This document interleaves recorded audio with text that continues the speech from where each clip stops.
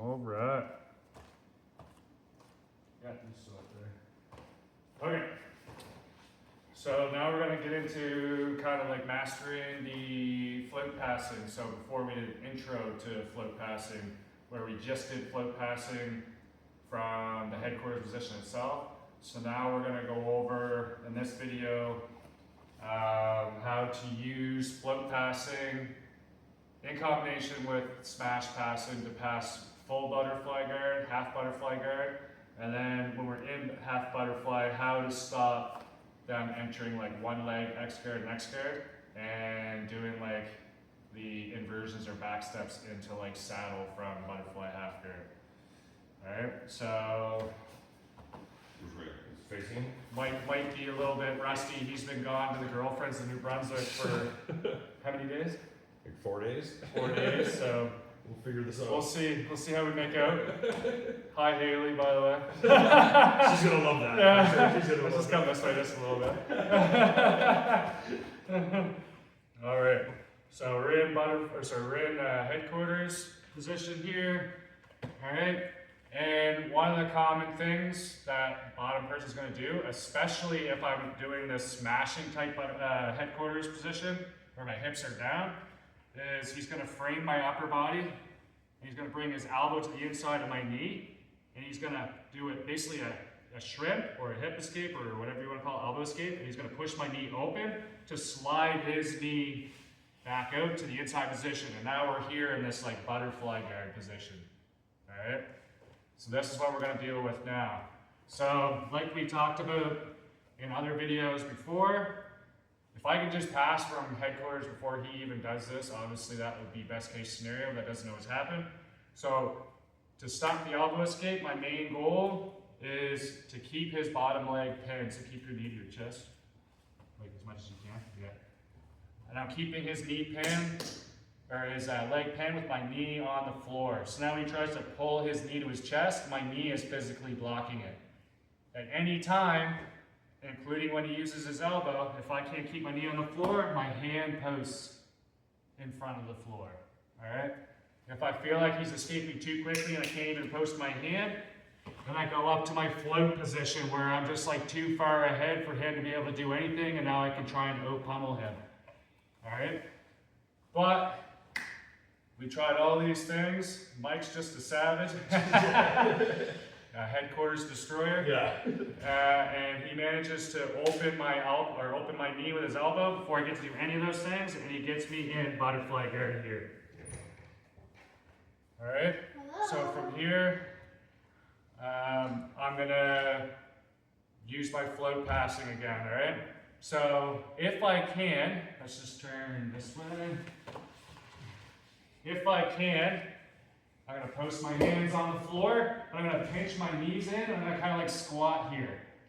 So if Mike was to try and go underneath me for like X guard or one leg X guard from here, he has to kick a leg through, through, yeah, and then push me away to get my foot on my hip, all right? I can make this kick through hard by kind of like, just get your knees together, by like pinching my knees together, and I'm kind of like sitting low on his legs here, so try and kick your legs straight through. Like it's pretty hard here, right? Yeah. And if he does manage to get it through, I can immediately pummel over top and force him back into headquarters. All right? So let's bring your knee back to your chest. All right, so number one is just try and avoid the one leg X guard and X guard, because that's worse than the position we're in now, right? If I can, from here, I'm just going to float over the top, just like before. And now, I'll pummel my shin either all the way across to the other side, or just to the inside of one. And now from here, I can start turning the hips over and forcing them into the headquarters position, right? I can do the same thing with a front pummel. If I feel like I can't go over the top, I'll go around the front as I drag his shorts off into headquarters position again. All right? So just like from headquarters, we're gonna use the top pummel, front pummel, and knee pummel, all right? Most of the time, what I prefer to do is when I post up here, I'm not gonna float and try and out pummel from here. I'm gonna walk his hips sideways.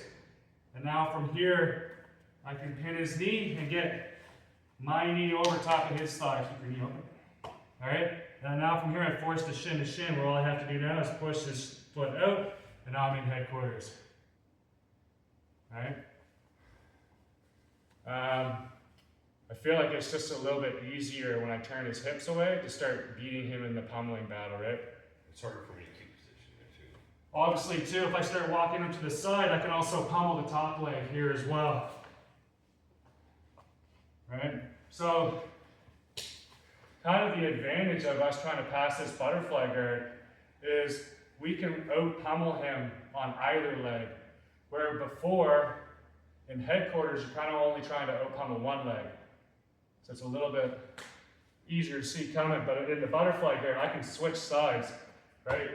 Like I can start trying to go here, I can out pummel here, maybe he goes back to facing the other way, right? Now I can start going shin to shin on the other side, right? So I can change directions and change which leg I'm out pummeling him on in butterfly guard, right?